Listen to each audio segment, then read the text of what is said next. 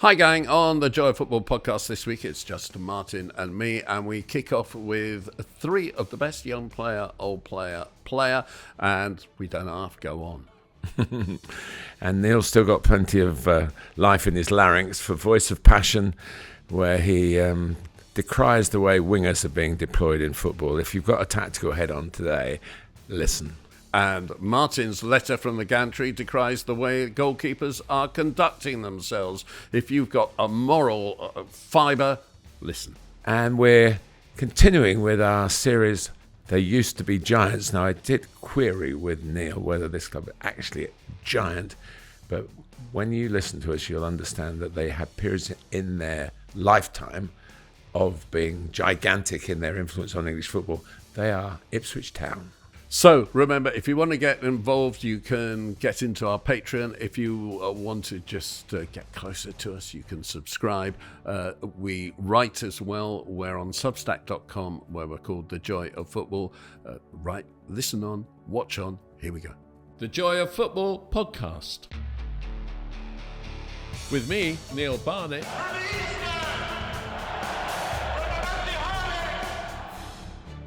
And with me, Martin Tyler. Looks for Xavi! Rooney!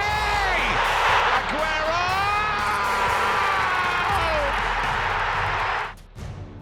The Joy of Football.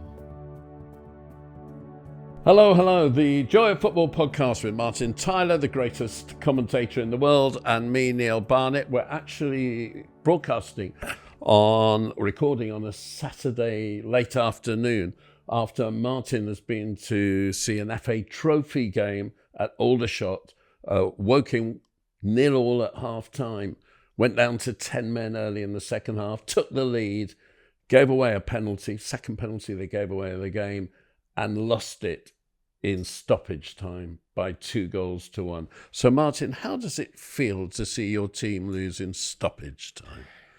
Well, it's happened quite a few times. Don't forget, I was assistant manager there for nearly 4 years, and we got to a FA Trophy semi-final, Alan Dowson being the manager and myself, and we lost ours. So we were in touching distance of Wembley. We lost to Hereford United on the ground where John Motson famously shouted about Ronnie Radford's goal. It was a thrill to take a team there. It wasn't so much of a thrill the journey home, and that's been the same again. But all credit to Aldershot. I've never been to Wembley before. Of course, they are a Phoenix club, whereas Woking have been in existence since they were actually founded. They haven't had those interruptions, but it's their first time at Wembley. Shahid, their chairman, has looked after us brilliantly at the game as Woking guests, and that's a semi-final. Toss of the coin. It was very close. It was right at the end. Sending off was a bit questionable, but I would say that, wouldn't I? And on we go. The next Woking job is to make sure they stay in the National League. Yep. Shahid, of course, a big Chelsea supporter. A big Chelsea supporter.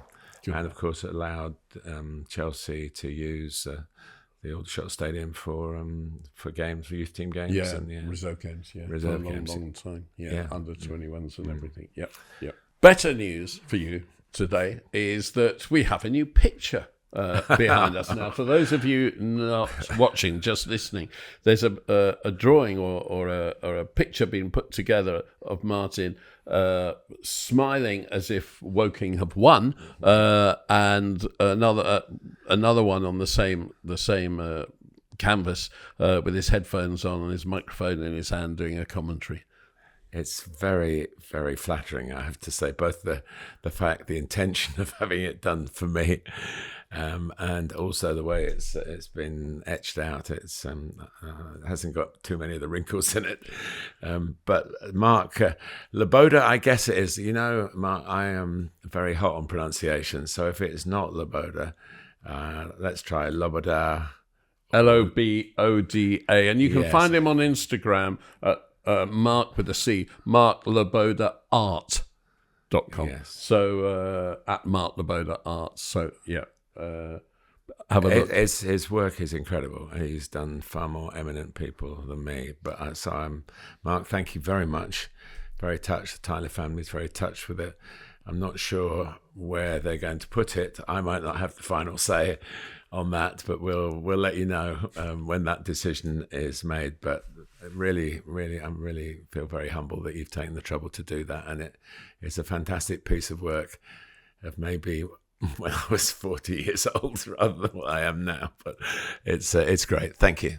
Yeah, you're looking sharp. Okay, let's move on. Don't forget, if you're interested, subscribe, Patreon.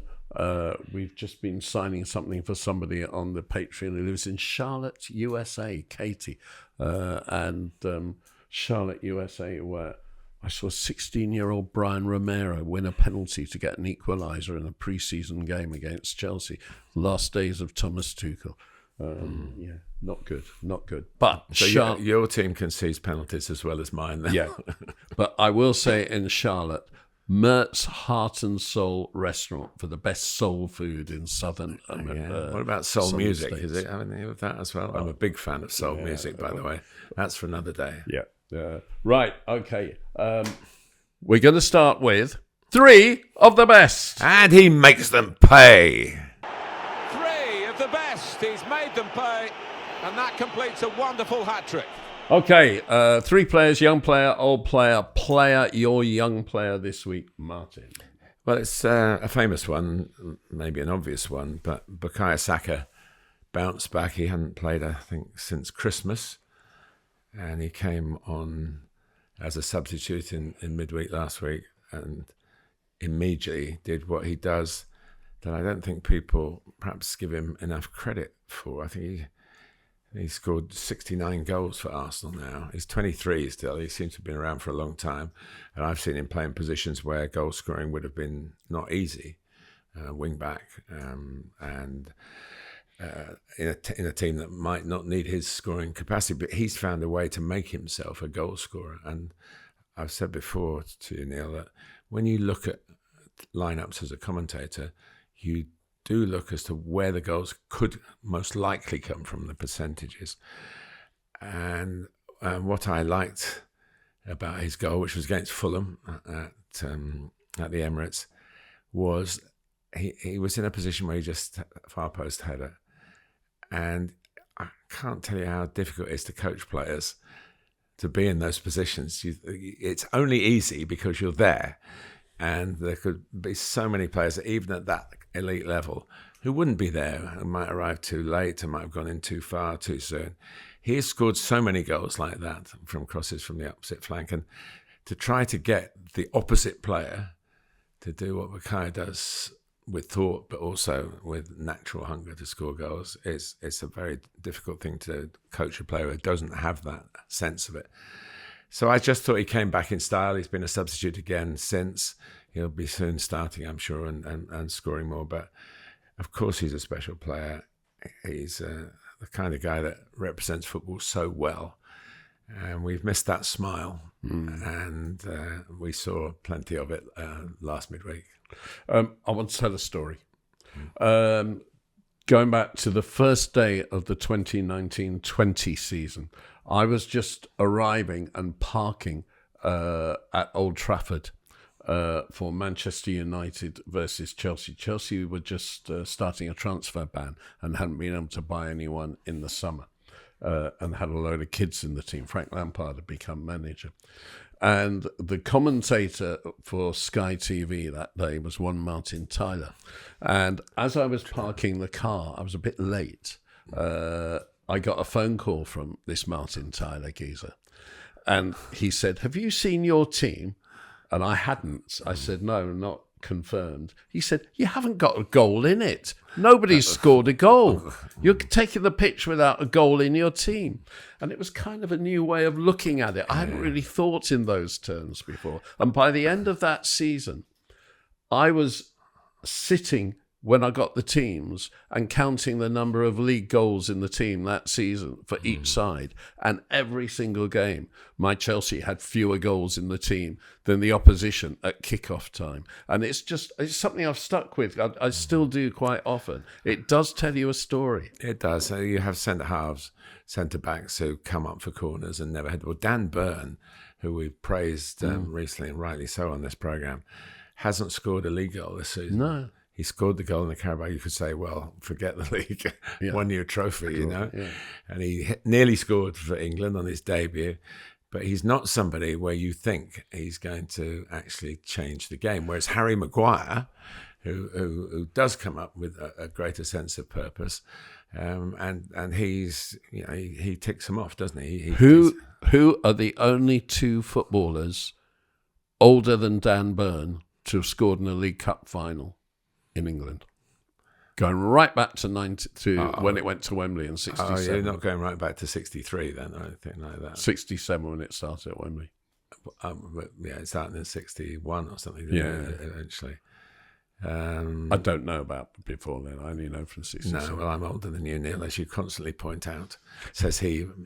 I'm flapping for time here. Off the top of my head, I'm trying 94. It's the age at the time, isn't it? It'd be Chelsea player then. There's one. And the other one, I'm going to give it away now. John Terry. Yeah, John Terry in 2015 is the second oldest. Yes. Dan Burn, the third oldest. Chelsea, Tottenham. The oldest was against Chelsea. A long, long time ago. In those... After 92, though? No. Oh. After 67. After 67. We're talking the League Cup final. Yeah. Shall I tell you? No, give me just another pause. Please keep listening. This podcast will just crawl along at a snail's pace here. Tell me the year. 1972. John Dempsey. George Eastham.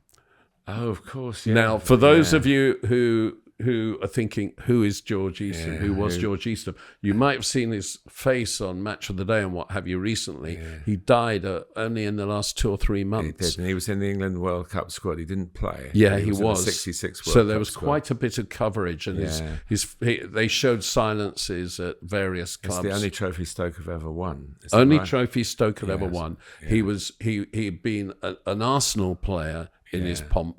And like so many players, he went to Stoke in his old age, and he scored the winning goal. 2-1, was it 2-1? It was 2-1. Yeah. And Terry Conroy scored the other goal. That's right. And Ozzy. I haven't failed totally here. Peter Osgood scored for Chelsea, but it's George Eastham. But the one thing we haven't mentioned, which we should, because of his influence on the modern day footballer, he went to court in the early 1960s to free the slaves. Players were slaves to its retain and transfer system that the football has operated on for decades. And he stood up in court and said, this is not right. I can't leave when my contract runs out because they can keep me, even if I'm not going to play, they can keep me. And they won. And Jimmy Hill, of course, was the man behind it with the Professional Football Association. But George spoke very, very eloquently.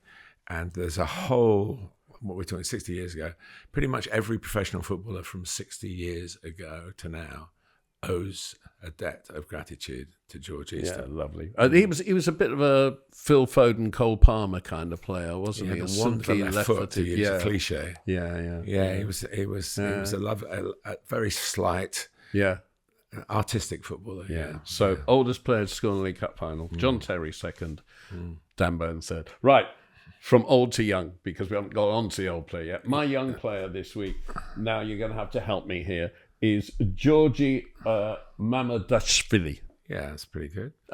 Who is going to join Liverpool in the summer. Signed for £25 million plus 4 million add-ons from Valencia a year ago. Loaned back to them. After playing well in the Euros. It played absolutely magnificently in the Euros. Yeah. Hasn't had a great season. Valencia, they were looking as though they were going to get relegated, but they pulled themselves away from the bottom of the table recently. But only the bottom 2 teams, Las Palmas and Real Valladolid, have let in more goals. Valladolid. Real? Valladolid. Something like that. Yeah. Valladolid didn't. Probably be Valladolid, actually, so I probably didn't say it totally correctly. So he's joining in the summer. He's made mistakes this season. He hasn't had a particularly terrible season, but he's made mistakes. And I was up in Liverpool. I had a break. Chelsea didn't play from March the 16th for the rest of the month. And I was up in Liverpool with some friends. And they're quite concerned about his form, the Liverpool populace up there. Particularly in the light of Kelleher again coming in and doing so well in place of Alisson. And Alisson's still got another 2 years, I think it is, on his contract after this season. And is still arguably in the top 3 or 4 goalkeepers in the world. However, I was quite surprised when I looked. When the Ballon d'Or is announced, the Yashin Trophy is announced as well, named after Lev Yashin, the famous Russian goalkeeper of the 1960s. And the top 10 goalkeepers in the world voted for at the end of 2024 were 1, Emiliano Martinez for the 2nd season running, 2, Spain's Unai Simon. They got to be kidding. 3, Ukraine's Andrei Lunin, who isn't even first-choice goalkeeper at his club. 4, Gianluigi Donnarumma, who I wouldn't have anywhere near my club because he can't catch. 5, Mike Maignan, who, as you know, I'm in love with, the French goalkeeper, the Milan goalkeeper. 6, Jan Sommer, who has had a wonderful last few years in his career, now at Inter Milan, topping Serie A. 7, Mamardashvili. 8, Diogo Costa of Portugal, who did have a good Euros with the penalty shootout, wasn't it? But is he really one of the 8 best goalkeepers in the world? 9, excuse my ignorance, I don't even know him, Ronwen Williams from Mamelodi Sundowns in South Africa. And 10th, Gregor Kobel, the Borussia Dortmund goalkeeper, who I do think is a very good goalkeeper. Who did have, of course, got to the Champions League final. I think he's a good goalkeeper as well. I agree. But I'm a reluctant fan of Kelleher because in 2 League Cup finals he's been outstanding, and an FA Cup final he's been outstanding against Chelsea. And he just seems to me to be the son in waiting for when Alisson goes. You have to play games. I mean, I do think that's where the loan system works more for goalkeepers probably than anybody else. You get that responsibility, which you don't get in any level of football below the first team in a Premier League club. But Mamardashvili doesn't seem to have qualified as the young player of the week, really, from what you're telling me. But no, Kelleher's too old to be the young player. Yeah, it's just mine. Yeah, I know you're raising the subject, and I respect that. Of course, I do. By the way, everything I'm hearing, the goalkeeper to look out for, and the goalkeeper to sign, is Lucas Chevalier. Not, I assume, the son of Maurice.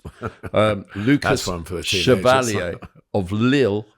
So he got to the round of 16. You must have commentated on him. I did commentate in the Champions League when they won away to Atletico Madrid. Yeah, and Jonathan David was a star of that. And Jonathan David, just harking back to this lovely portrait that Mark has done one of Jonathan David. Yeah, it's far more relevant than doing one of me. And I've seen it on the Instagram site, and it's an amazing piece of work. But PSG are looking at Lucas Chevalier, and I think Donnarumma is the most overrated goalkeeper. Do you think Maurice is his nickname in the dressing room?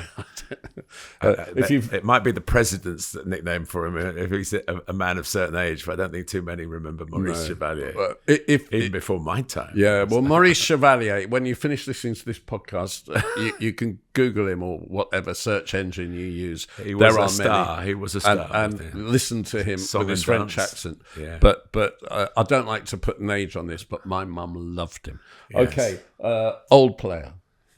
Yes, I wanted to do Thomas Muller because I'm commentating on him in the near future, so I'm going to leave it till afterwards because he's a big story until the next podcast. Yeah, well, I was going to add him to mine actually. Yeah, he's a massive story because of his impending departure from Bayern, where I believe the one side of the boardroom table want to keep him, He's 35 now. 35 and on tons of money. And the ones with with more chairs on their side of the table and more votes that he should go. I empathise with him a little bit because they're telling him to retire, and I've been through that experience in the last couple of years myself. And I've been through that experience all my life. and I fought off those who were suggesting that pathway I took. So I don't know what Thomas is going to do, but he's absolutely a top bloke. Have you ever interviewed him? No, you have. So tell us the story. Well, I interviewed him in America for American listeners. So I did a little bit of football and quickly got on to Oktoberfest in Bayern Munich. And he did this long explanation of how he and his wife dress up in their Lederhosen and all that stuff and go drinking. And he told me the beers he liked and the beers he didn't like. And he was a dream for any interview. He lights up a room, so he could light up a stadium wherever you were doing the interview. But more on Thomas to come when we find out. Maybe I'll have a bit more information, having done the commentary, as you say, Bayern against Inter. So I've gone for somebody I saw a couple of days ago and I hadn't seen for a while, but have worked with and have commentated on. Chris Kamara, who was 17 when I first met him. He'd just broken it. It might have been his debut. We were trying to work it out, his debut or his second game. But he pitched up on a team sheet for Portsmouth under the management of Ian St John, the saint of the St Gravesy, who were having a really tough time. They were in what is now the Championship, but the players were having to wash their own training kit. There was no money. I think John Deacon was the chairman, as they were in those days. There's never been any money. The stadiums is even worse now than it was then. Anyway, Chris, I got this team sheet that said Chris Kamara, number 10 or whatever it was. He played as a forward. I didn't know. So it's now near kickoff. I thought I got the team, and so I found him and said, "Excuse me, can you tell me where have you come from?" And he said, "I'm 17. I've just come out of the Navy." And although I didn't know it at the time, Chris told me the other night they paid £200 to get him out of the Navy, Portsmouth. I think he was their record signing. I said at the time, the record signing Chris Riposte is their worst signing of all time, which of course wasn't true. That was going to fund increased defence expenditure, wasn't it? But it might have worked down the laundrette, I think, so for the washing the kit. But and also Steve Foster was there, who ended up playing as a centre. He was a young forward at Portsmouth at the time, and went on to Brighton and Cup finals in England. And Luton, Foster. Steve Foster, Steve Foster did, yeah.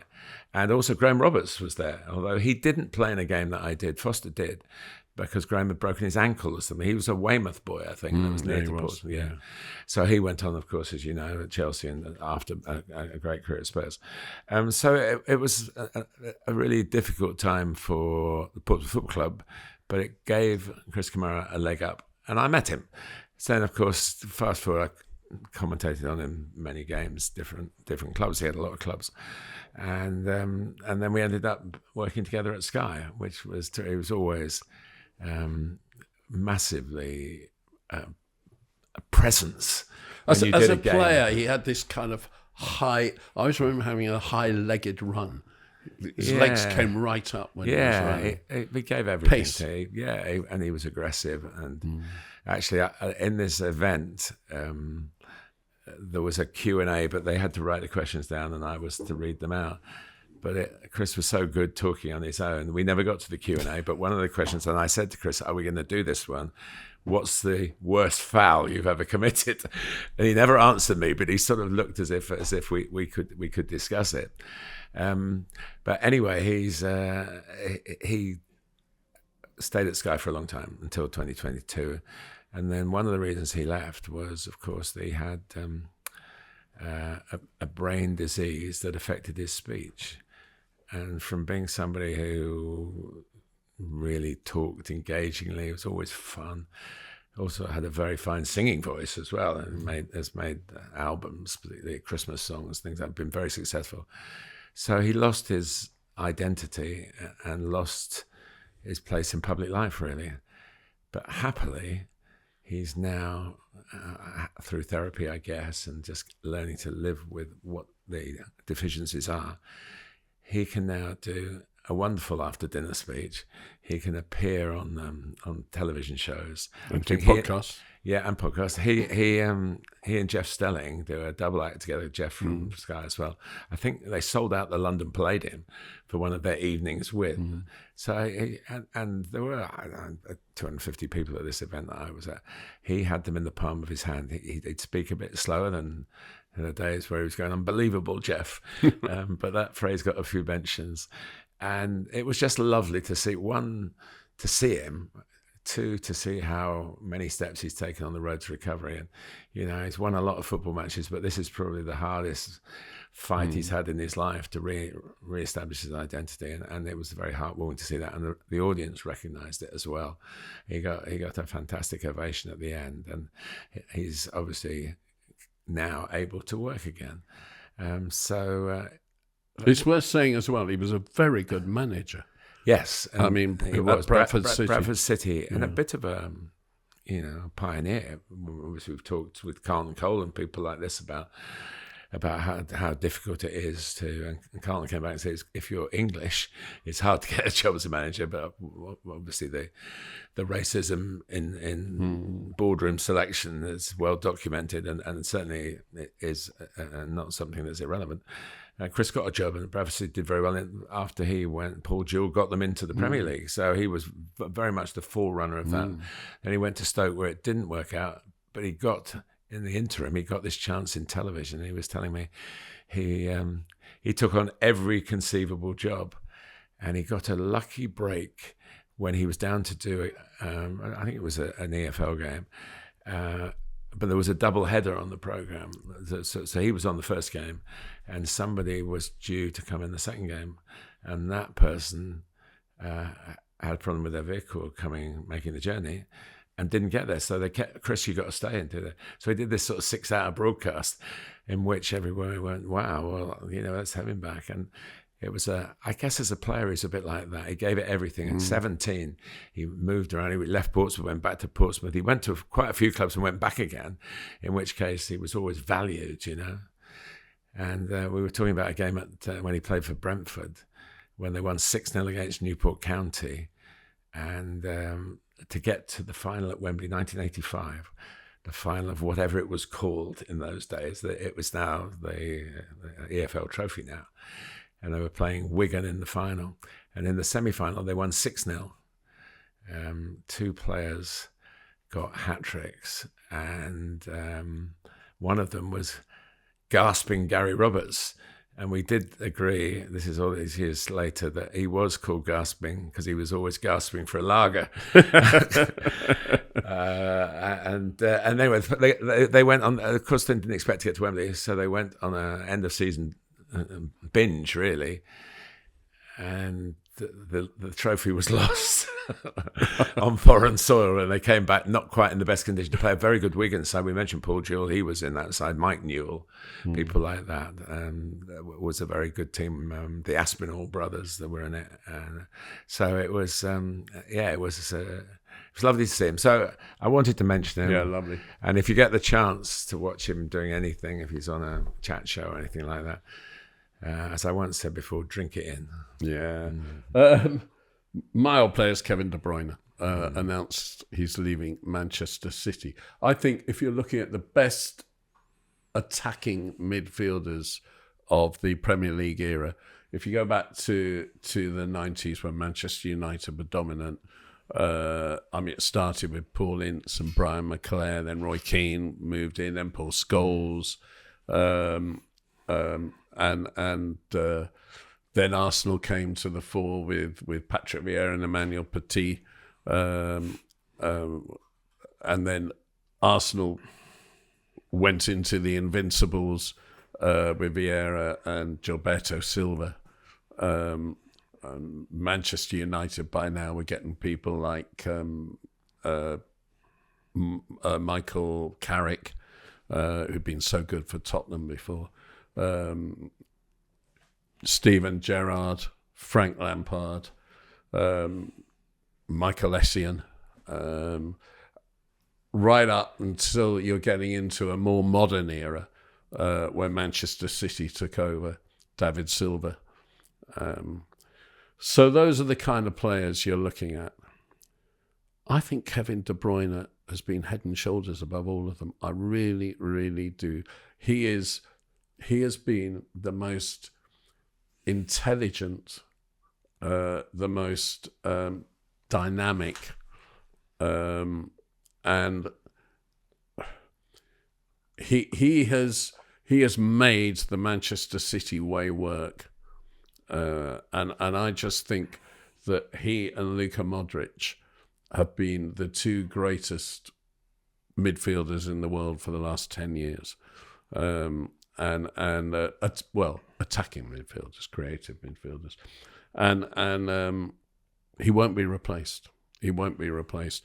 And City can't replace him. And they've been signing people quietly, and they can't replace him.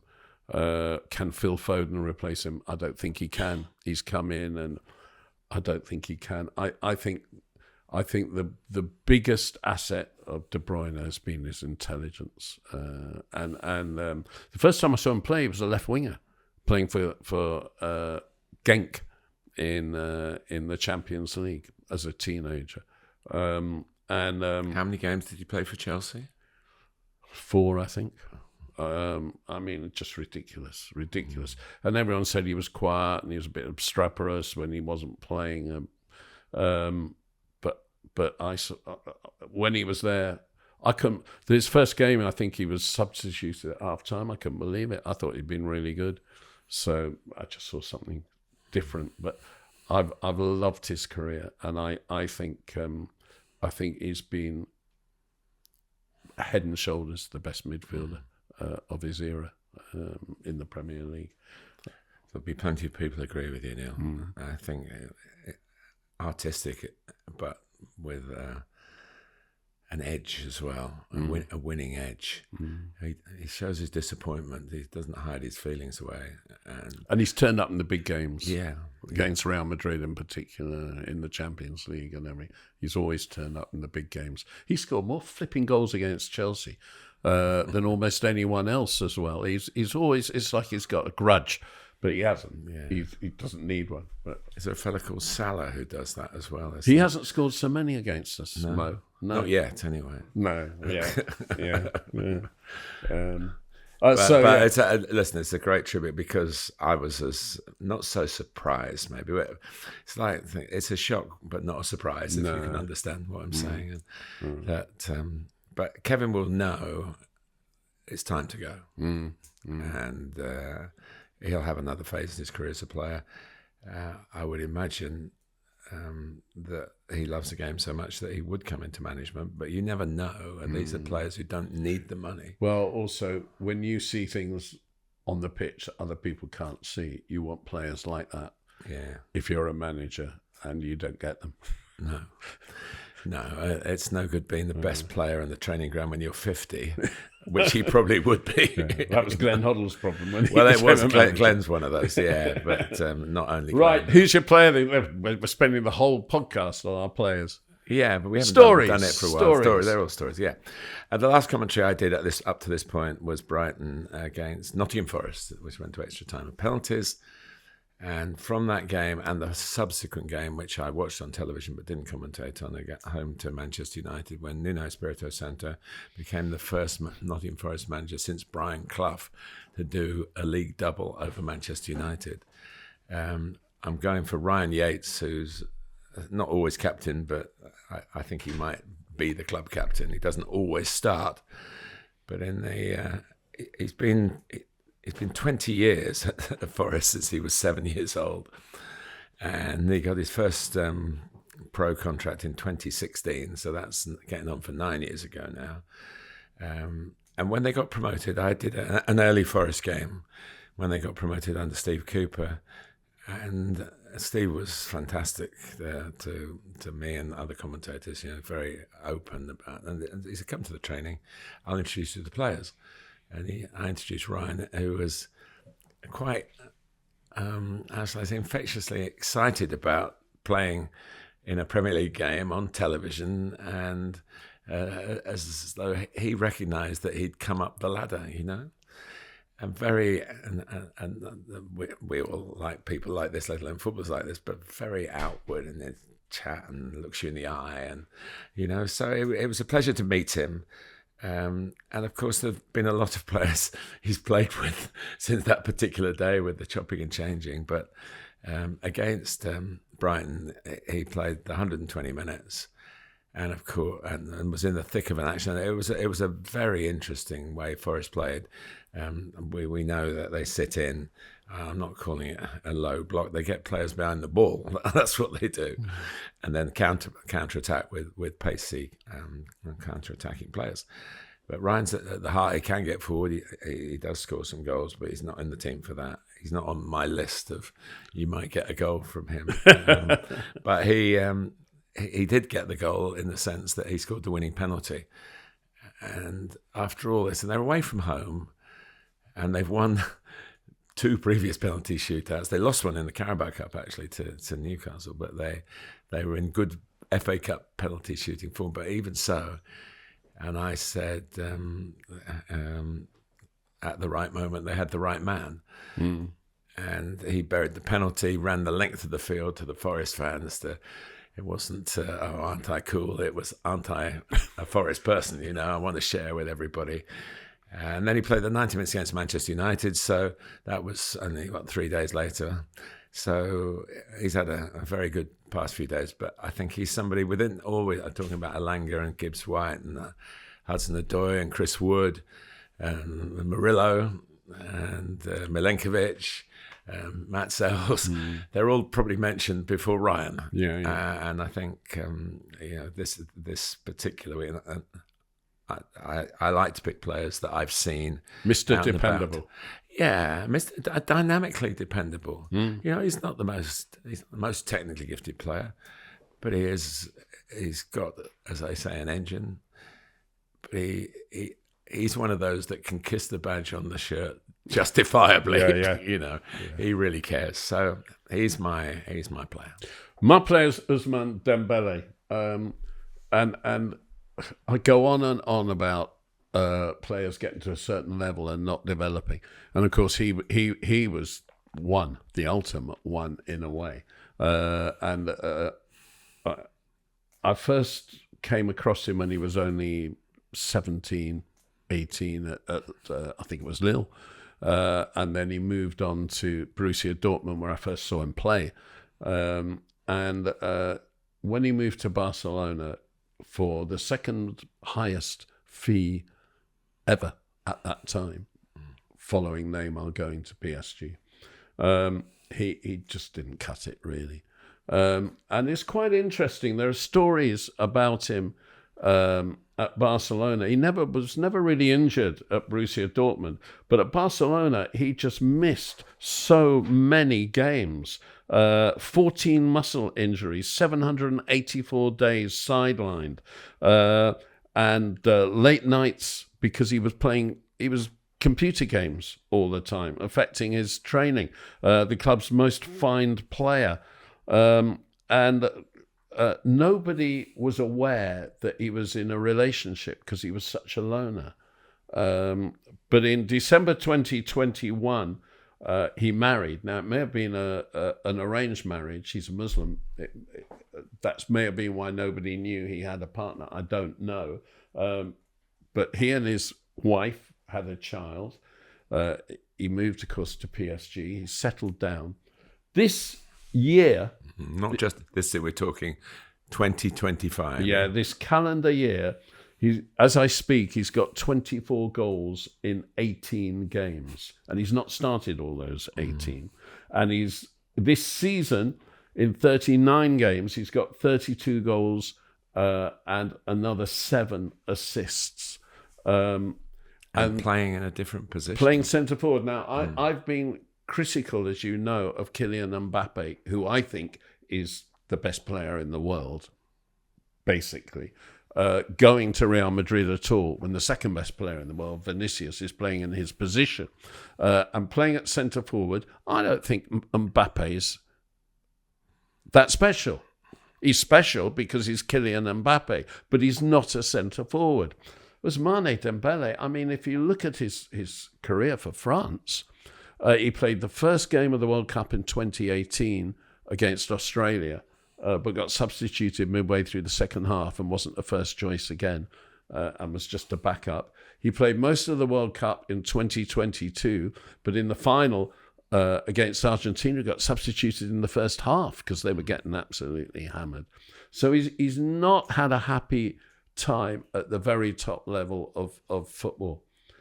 But he's moved to centre forward this year, Dembele, and he is a much better centre forward than Kylian Mbappe. That's just how it turns out. He has found himself at centre forward, and he is scoring goals for fun. Yeah, and they're not the sort of goals you'd expect either Mbappe or Dembele to score. Like the goal against Liverpool in the first leg was like a fox in the box goal, wasn't it? He just sort of bundled it over the line, really.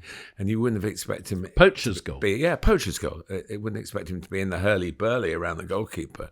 Yeah, cutting in from the wide and beating a couple of people sticking in the far corner. Yeah, that was the Dembele of and I think we can all associate with Mbappe's smile, and we can all associate with Vinicius's smile. But Dembele's not that kind of a character. He's someone who he's got a little bit more of a Anelka about him. Anelka once had an injury when he came to Chelsea. It was a broken toe, and all the jokes were going around in the paper, in the newspapers and what have you at the time. He's dropped his wallet on his foot, and one of the physios at Chelsea said, "It's just so stupid that and so unfair. He's dropped his bottom lip on his foot." And Dembele comes across as a bit like that. He doesn't come across as a charmer. He doesn't come across as just a light of joy. But if you watch him play, I just think he's such a magnificent footballer. I really do. Those figures are astonishing. And he's suddenly arrived. Yeah. And all I want to say is, in 2025, Ousmane Dembele is the best player in the world. That's it. We better check with Real Madrid whether he's allowed to get the Ballon d'Or. God. That was the most ignorant thing of any football club. Carlo Ancelotti, I love you. Yeah, it's most unlike. He is a great player. Yeah. But disappointment does bring out the worst in a lot of people. But sometimes disappointment, like losing an FA Trophy semi-final, you have to soldier on. Yeah.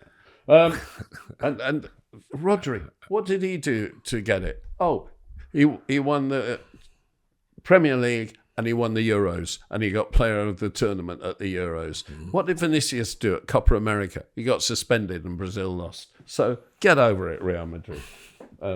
Right, still to come, a letter from the Gantry in which Martin's going to talk about goalkeepers and more. But now we go on. I'm going to talk about wingers on Voice of Passion.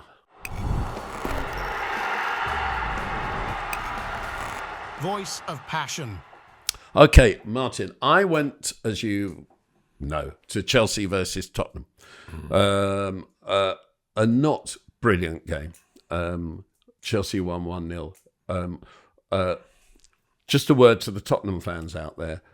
Nothing to worry about, but that was the worst Tottenham team I've seen since you got relegated back in, was it 1974 or something? Yeah, a bit later than that. No, 1977, wasn't it? 77, you got relegated.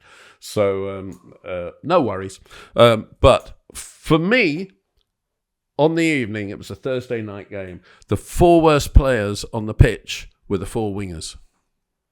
For Chelsea, Pedro Neto and Jadon Sancho. And for Tottenham, is it Willie Odobert? Yeah. Wilson Odobert. Wilson, yeah. And Son Heung-min. And I felt that the reason they were the worst players on the pitch, Jadon Sancho's come in for a lot of criticism recently. And questions as to whether Chelsea will retain him.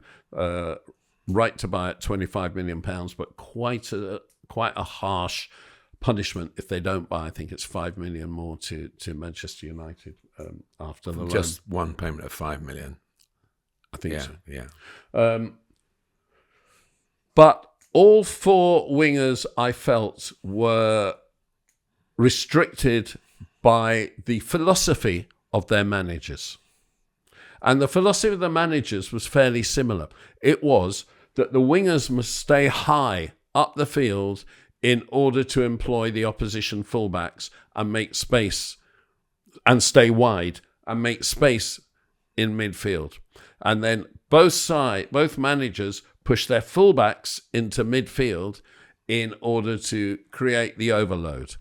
Now, as I've said a lot, it doesn't create an overload, it creates an overcrowding. Managers can do their philosophies and their football, I'll do language. It ain't overload, it's overcrowding. And the Cole Palmers of this world are getting all their space taken away from them by the Malo Gustos and the Mark Cucureas and the Udogis and who played right back, Jed Spence. And everyone's Madison's getting all this space taken away from him. And they're crying out. So the winger is always getting the ball with his back to goal, with a fullback up his backside, and with no help from his fullback coming and getting near him, because his fullback's in midfield trying to be Kevin De Bruyne, when actually he's a fullback and he can't do that. And it's breaking down. Now, what we don't see are fullbacks overlapping, fullbacks underlap. We just don't see it. And it's doing my head in. But must be doing the wingers' heads in more than anyone. And this philosophy that managers always seem to have now, they use players as pawns and they kill them as players. And I don't think their bank managers would say that. By the way. They don't kill them as people. They make them very rich. Well, they play. We won't go down that road. But the point is, we don't see fullbacks as we used to in the Premier League, and as a result of that, those clubs that are doing that, we're not seeing wingers. If they're pushing their wingers high and wide, they're playing in a desert with a flipping fullback on their back. Does the laws of the game say you've got to play with wingers? No.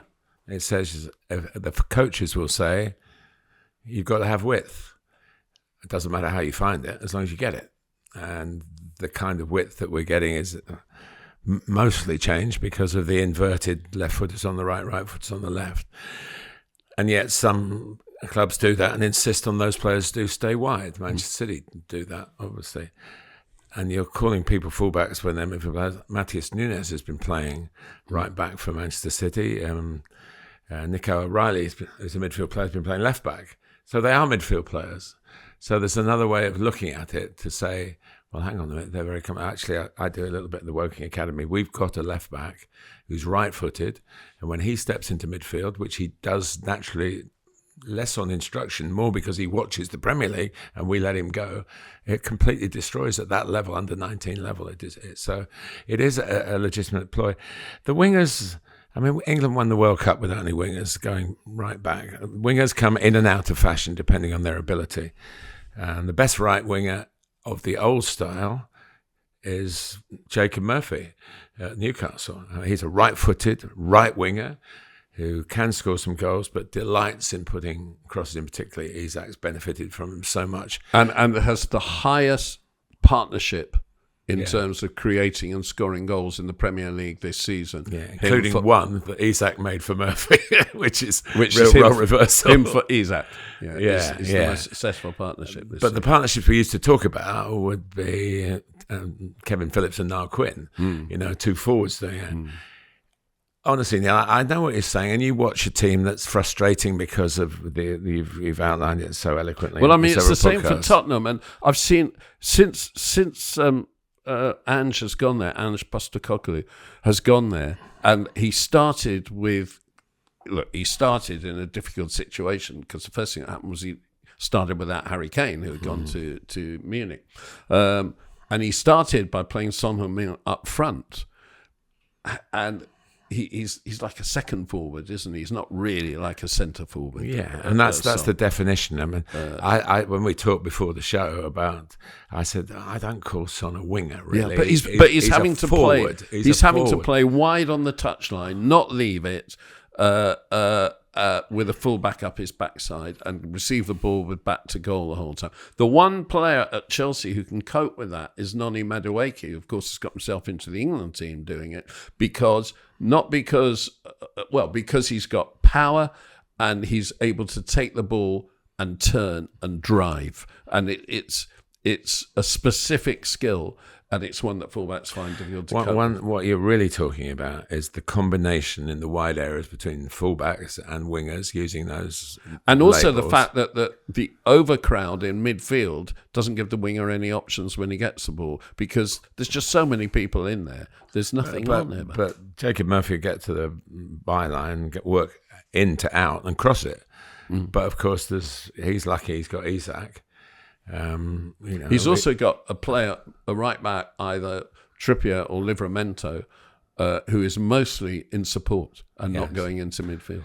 Pedro Porro, we're talking about Tottenham. Pedro Porro actually blossomed under Postecoglou last season. I was surprised he's an inside. He gets going. When we talked right at the beginning of this program about, is he on the list of goal scorers? He's on my list of goal scorers. And there might be a spectacular one as well. But he's also got one, I think, in a game I did earlier this season where he was just in the box. I was surprised he wasn't. He was only on the bench and that Spence was selected ahead of him. Well, Spencer's had a good time as well. And he's another one who's come through Steve Cooper's talented hands at the Nottingham Forest. And I just feel, Martin, that the managers now, this trend now is for a manager to have a philosophy, for a manager to be a mini Pep or a mini Jurgen and have a philosophy and the Jurgen philosophy worked superbly for Liverpool with, as you said, not wingers but three forwards. You Salah, very rarely Firmino. get 4-3-3 or 4-2-3-1 with out and out wingers in the wide areas. But he played really narrow up front, didn't he? With Salah, Firmino, and Sané, and they're just great players. And given their freedom, they can play in different ways, as Arne Slot has shown. Yeah. And they do play wider now. Salah and whoever. But they've still got what you would approve of from what you're saying. They've got Andy Robertson, who's still galloping around the outside. He's not. I mean, you do see him occasionally in midfield because he's a good footballer, but he's still basically that energetic left back, even though he's aging, and that's the way it suits them. The simple truth about being a manager or a coach, it's not about philosophy. It's about winning matches, and if you don't win matches, it used to be that the philosophy, if you lost matches, the philosophy was rubbish.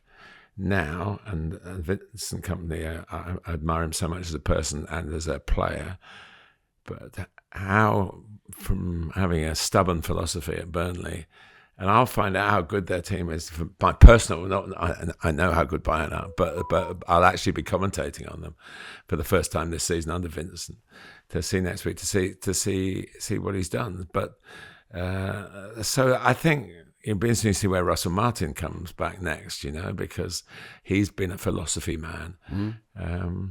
But as a fan, you're talking about what do the fans want to see? I think most of all they want to see winning.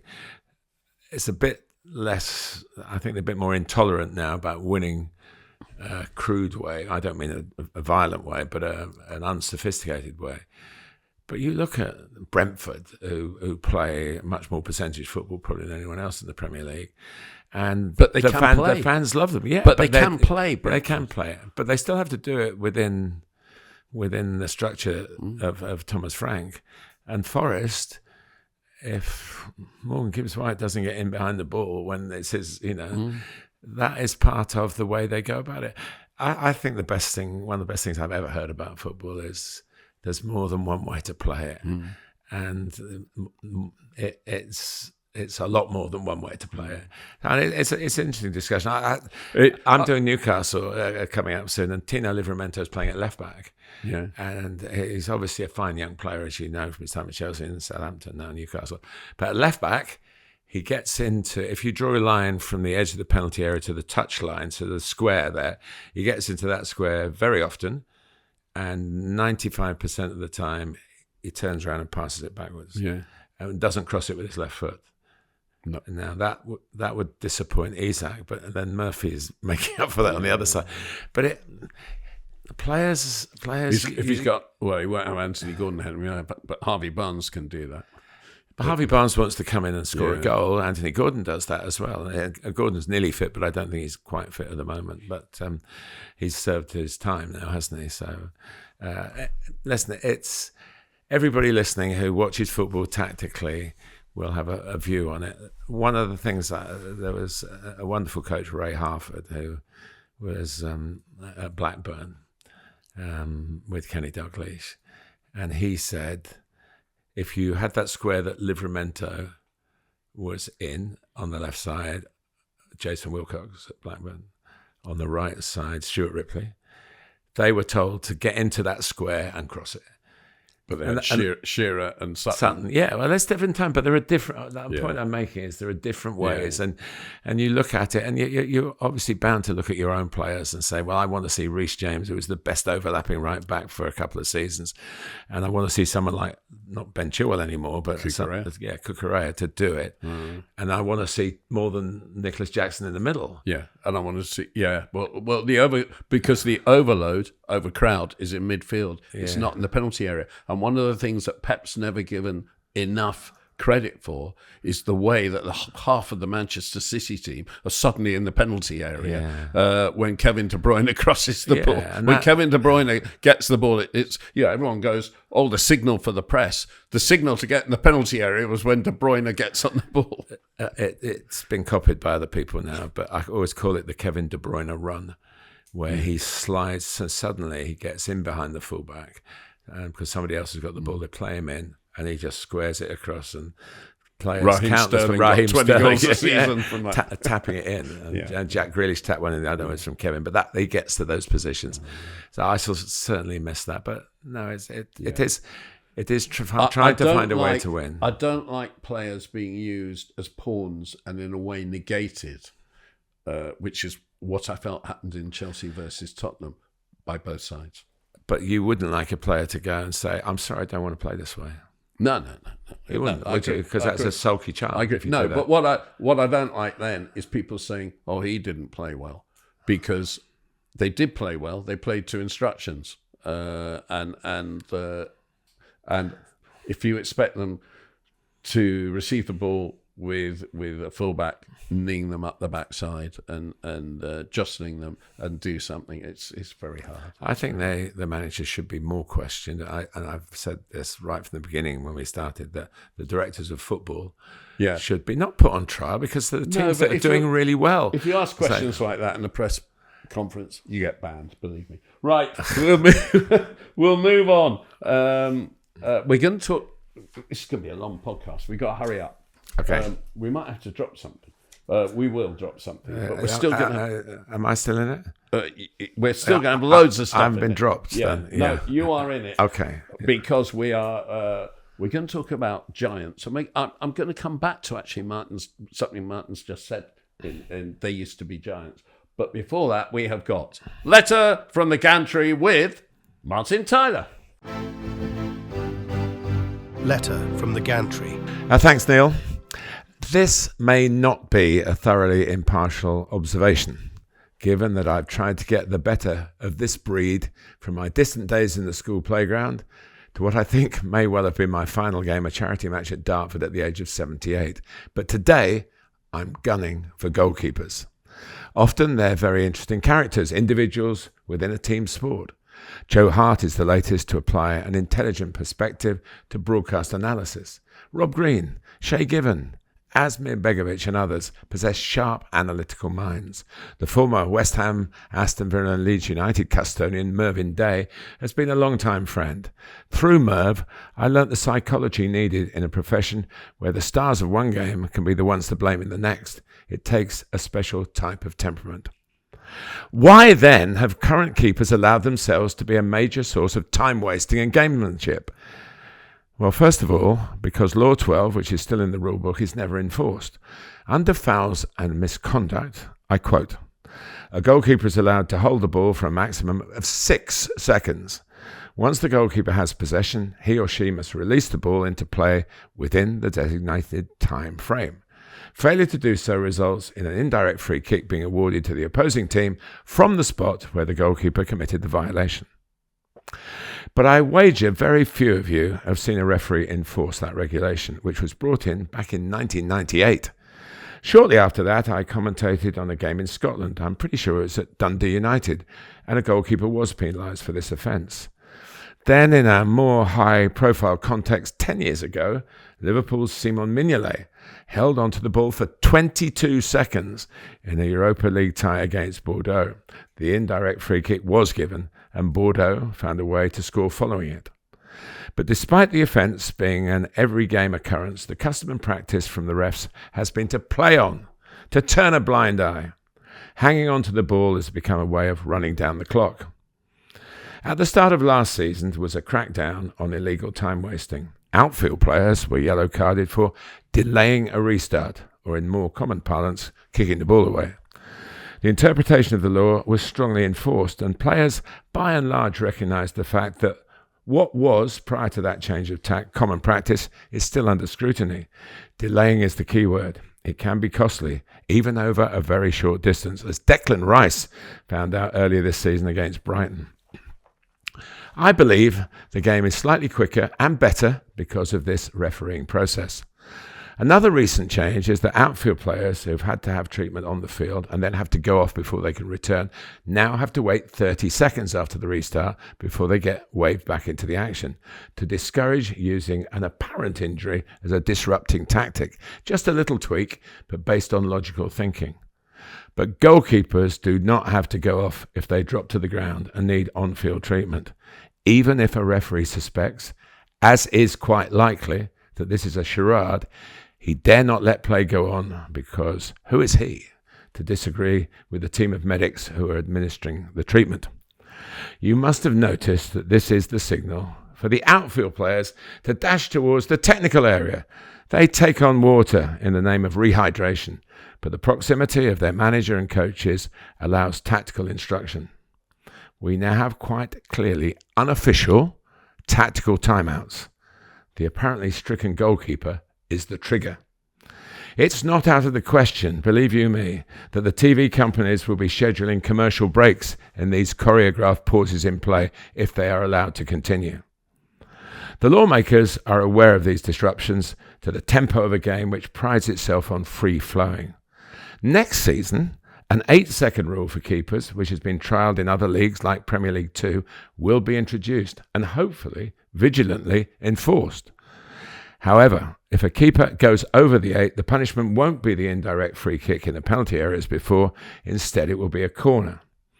Even so, this should at least dilute the problem of hanging on to the ball for excessive periods of time. As for the camouflage of injury, the officials don't like being fooled and want to do something about it. One serious suggestion is that every time a keeper needs treatment, an outfield teammate has to go off the field and stay off for the 30 seconds after the restart. It would make the coaches perhaps more reluctant to use what is essentially a dark art and would get the keepers off this particular hook. At the moment, the goalkeepers are only doing what their bosses are telling them to do, but it is a loophole that has to be closed. Two things on that. I agree with you entirely. I personally think that when a goalkeeper catches the ball and then dives to the ground and lies around looking at everybody as if to say, aren't I a clever boy or aren't I a clever girl, they should be booked for ungentlemanly or unladylike conduct, which is still a bookable offence. if somebody says, "Oh, but why should a referee know whether the goalkeeper had to go to ground or not?" The answer is, don't care. You brought this upon yourself. Shut up. You're carded. I just like to think that they should concentrate on what they've been picked to do, because they've been picked to play with their feet. They're not picked to play with their hands. But I accept that is part of the coach's modern interpretation of it. But falling to the ground and allowing everybody to run over to the other side because when the trainer comes on or the physio comes on, the goalkeeper doesn't have to go off. If you don't realise why, it's because it's a very specific position. You can't play 30 seconds without a goalkeeper. Also, if they go and give a corner next season rather than an indirect free kick, you'll just get all the jostling in the 6-yard box that you get now. The referee will spend 10 minutes talking to everybody before the corner kick's taken, and it'll be a longer delay. I've just experienced a game in which there were 2 4-minute stoppages for VAR, and goodness knows how many stoppages for the referee talking to people jostling before set plays. The referee, I was delighted on the Sky commentary when I look back at the game afterwards, the Chelsea-Tottenham game afterwards. It's one of, I can't remember, was it Alan Smith doing it? Brought it up. Don't referee go and talk to them in the penalty area. Just blow your whistle if there's a foul when the ball comes in. Just get on with the game. Do not get involved. The game is not about referees. Just blow your whistle and carry on. That should be on every chest. Not keep calm and carry on. Blow your whistle and carry on. Don't do anything else, and don't blow it too often.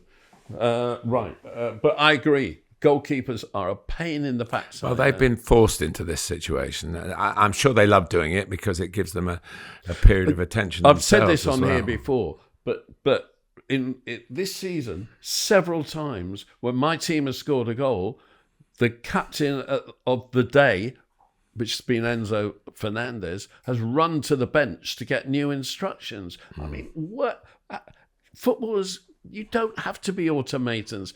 You think Kevin De Bruyne runs to the bench to get instructions? Has he ever done that?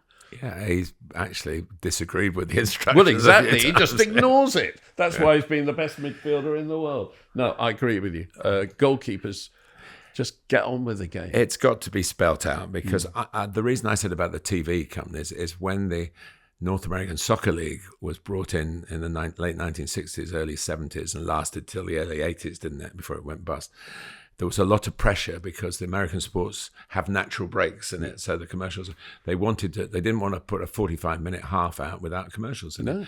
And so the players might have even been instructed we've got to have an injury break. So go down and we know we're going to do it. Now, if it's going to be a tactical timeout, officially in the laws of the game, I'm telling you the commercials will come. Yeah. Look at the IPL. Yeah. No, absolutely shocking. And I can think of a lot of owners who would want that. I can think a lot of television companies would want it as well. It's revenue, isn't it? Right. We're now going on to the last segment because we've gone on so much. We're cutting all the other segments. And the last segment is They Used to Be Giants. Now, we've done this a few times, but I particularly wanted to do this week because we're selecting Ipswich. And Ipswich look as though they're going down. And did it have to be this way? And we've spoken about the 3 clubs coming up and the 3 clubs going down 2 consecutive years running. And funnily enough, goalkeepers. I think there's a big issue if you come up and you've been the best footballing team in the Championship and you come into the Premier League and you want to play the same way and you're the worst footballing team in the Premier League. So you have to change, and that does make it difficult. I appreciate that. I also appreciate that if you've got a goalkeeper who's good at playing out from the back in the Championship and he comes into the Premier League and he's not good enough to save the shots in the Premier League, you've got a problem. And I don't think the bottom 3 teams have good enough goalkeepers. And I think that's a major, major problem. But Ipswich, I want to talk about Ipswich because this is Ipswich's unbelievably interesting history.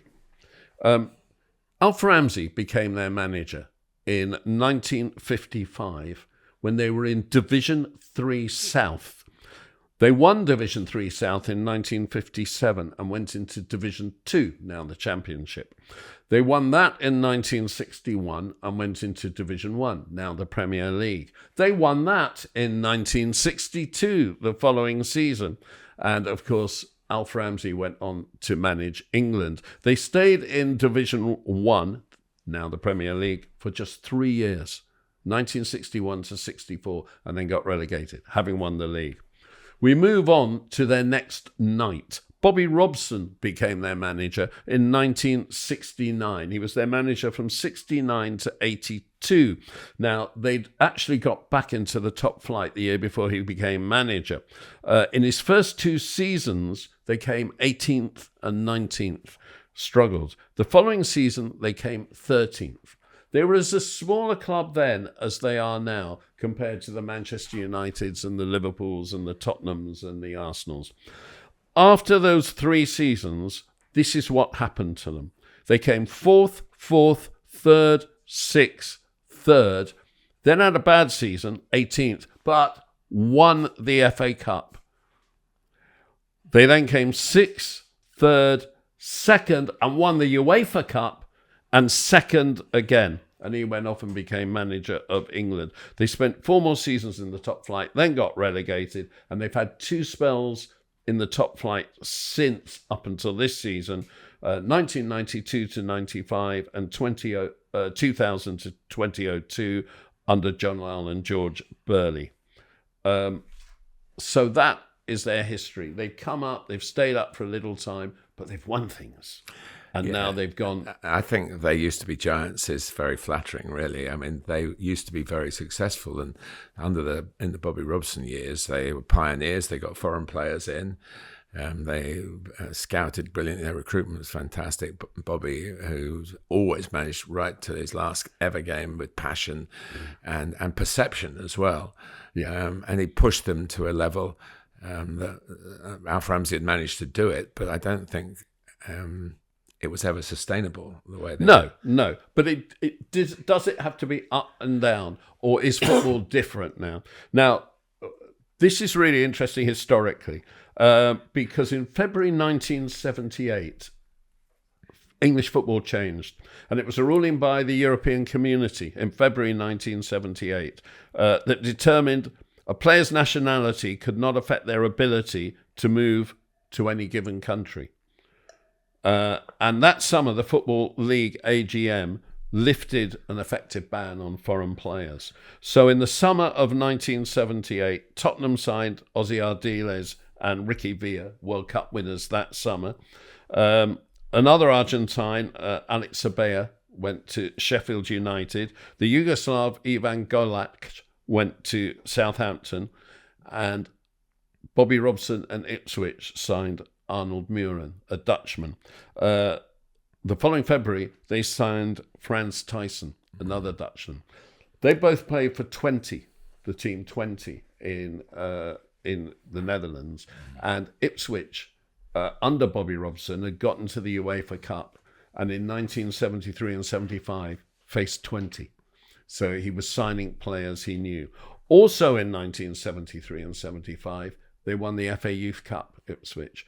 And the importing of those 2 great players, and they were, for all Villa and Ardiles and Ardiles, especially in 1987 when he'd left Tottenham and come back after the Falklands War. He was a giant that season when they came 3rd in the league and got to the FA Cup final. And, of course, Ricky Villa with his famous goal in the 1981 Cup final. Replay, yes. Yeah. But I think most people believe that Thijssen and Muren were the most successful imports. They signed Paul Mariner, who was England's centre-forward, or became England's centre-forward, from Plymouth.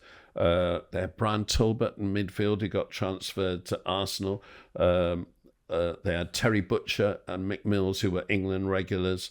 Those youth teams had George Burley, Eric Gates, and John Walk in them. John Walk went on to play for Liverpool. Alan Brazil went on to play for Manchester United. I mean, and John Walk, the year they won the UEFA Cup, scored 14 goals in the UEFA Cup, 2 in the final. And that equaled the record in a European competition in one season, which had been set by Jose Altafini of AC Milan in the 62-63 European Cup Winners' Cup. He was PFA Player of the Year, John Walk. I mean, Ipswich found a way of competing with the best in a way that now Nottingham Forest are doing again, following Brian Clough having done it, obviously, so miraculously. It was a time where Liverpool dominated winning the league over the late 70s, early 80s, but if you looked at the teams that came second, it was a whole host of them. Watford was one, Southampton, and obviously Ipswich, who were pushing all the time for actually winning the league. So it was... I just think it was the right time for that. I'm really glad you dug out that ruling, because we were talking about it earlier, and that something opened a door then, didn't it? And that's what happened. So you could sign foreign players, but they had the drop on it. The joke at the time was, well, Ipswich is nearly in Holland. But there were wonderful players. Wonderful. They lit up. Arnold Muller went to Man United, of course, didn't he? And played well there and enhanced his reputation. And his brother, I think they say Jerry, we would have said, was a top class player as well. So they came from good stock. This was the time where Dutch football had been in the World Cup final in '74 and '78. So if you got a Dutchman, you were really. You were getting into the right heart of recruitment, foreign recruitment. Recruitment is everything. Ipswich have recruited. They've spent current Ipswich. They've spent a lot of money. That, by the way, that's Martin's notifications. Not mine. I'm a professional. My phone is silent. But they've got they've spent money. The goalkeeper. They've gone through a series of goalkeepers, and the goalkeepers aren't good enough. They've got a forward who's winning them points. But he's not winning them enough points because the defence is losing them when he gets the goals. He won't be there next season. He won't be there, no. But he was a great signing. Yeah. So some of the signings have perhaps not ticked the right box, but you've got to give credit where credit is due. He's looked almost a complete Premier League centre forward. If you look at Nottingham Forest coming up, what they've done is they've signed a host of goalkeepers. It's just been ridiculous, the number of goalkeepers they've signed. And they've gone through them. But most of them have been good goalkeepers, whether it's been Henderson or whether it's been... Keylor Navas. Keylor Navas in the second half of their first season was absolutely crucial in them staying up. And they signed the Greek goalkeeper who hardly played. Vlachodimos, who's at Newcastle now. Yeah. And where he's third choice. But they finally got it right with Sels. What a goalkeeper he's turned out to. Most clean sheets in the Premier League this season he's got. And you got to get that right. And I get it. It's hard to play. It's hard to play your football in the Premier League when you're a Championship side. You've got to be cleverer. It's no good having one philosophy as a manager. You got to have more than one philosophy. What we don't know, and this goes across the board, not just Ipswich, what is said and the finances versus the football debate within the club is, look, if we do go down, we're going to go down not having completely gutted the club financially, trying to stay up. And I would suspect that Kieran McKenna, who's done such an amazing turnover from the third tier to the Premier League, would be retained. He must be. But he's got a lot of credit in the bank. But the recruitment has been poor. It's not dealt with what's been needed. You're going to be backs against the wall when you come up. You need someone who's going to make a ton of saves. They've stuck with him, whereas the other relegation teams have made a change. Yeah, and Wolves made a change. Yeah, who are just digging themselves out of it now. So And the team above them is West Ham, and they made a change. Yeah. So it's I think it's credit to Ipswich, and maybe that was what was said. Look, come on, we give it. They've spent some money. Don't get me wrong, but if we don't quite do it, maybe to drop down and having learnt the lesson and keep the players that we have. Well, they won't keep Delap, and there might be one or two others that go, but that they basically can go back up again. It's happened to other teams, hasn't it? Bournemouth went down and then found a way to come back up again pretty quickly. So I think, Burnley. Burnley have done it a few times. So I think maybe that's, it's not all about us sitting here in judgment and looking at the league table and looking at the recruitment and looking at the results and looking at the individual performances. The philosophy that should be prevalent at a football club is that from the board. Yeah, but it's also the philosophy that I think you need, that Alf Ramsey had and Bobby Robson had, is get the best out of your best players.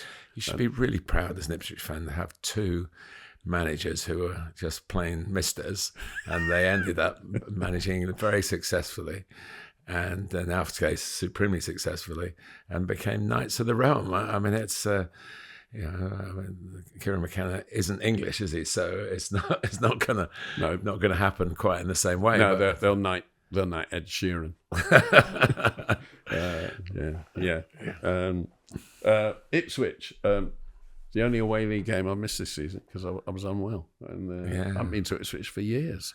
Well, I can add to that, Neil, and I hope I get the chance before the season ends. I haven't done a commentary there this season, having enjoyed all those years. We were going to Portman Road on a regular basis when I was working for ITV and working for the World feeds in the 80s, and then, of course, with Sky, and when they were in the top flight. I didn't do the 8-0 at Old Trafford. Our producers would expect me to mention that game, or one of them will anyway. But that was a bit of the writing on the wall, wasn't it? Wasn't it then? It's really tough. It's one of the unfathomable questions in football at the moment. How do we create, I suppose, narrow the gap between the top of the Championship and the rest of the Premier League? Maybe not the elite ones, but to be a solid Premier League team. Because when you look at it, so much excitement. It's tailed off a little bit now as we're speaking, but Bournemouth and Brighton and Forest and Villa were in the Championship not that long ago, and they're back, roaring back into action at that elite level. And I think it's in the natural DNA of the British football fan to want to see change. 51 different Premier League teams I think is still pretty good. It's still a good quiz question. If you're in the pub on the evening, get your mates to name the 51 different clubs that have played in the Premier League since 1992. So it'll take more than a pint. Probably not for you, Neil. This is we're going to change the name of the podcast from The Joy of Football to Two Old Geezers Go Twittering on. We've gone on longer than we intended, but I hope you enjoyed it, because we have. We always do, and if you do, keep supporting us. If you don't, let us know, because we've probably got better things to do. Maybe not. We'll be back in a week's time. From Martin and me, see ya. Okay, we think it's all over. Once again, don't forget Patreon, subscribe, follow us, and you can also get into our writing on substack.com. And don't forget this fabulous drawing imagery we've got of Martin, produced by Mark Laboda, you can find on Mark Laboda Art, at Mark Laboda Art on Instagram. Mark with a C and Laboda, Loboda, Mark Laboda Art. Okay, I'm off in order to try and find a winger to excite me, and Martin's going to find a goalkeeper who's squirming on the ground, demanding treatment, or just blow the whistle, the final whistle. Here's our final whistle.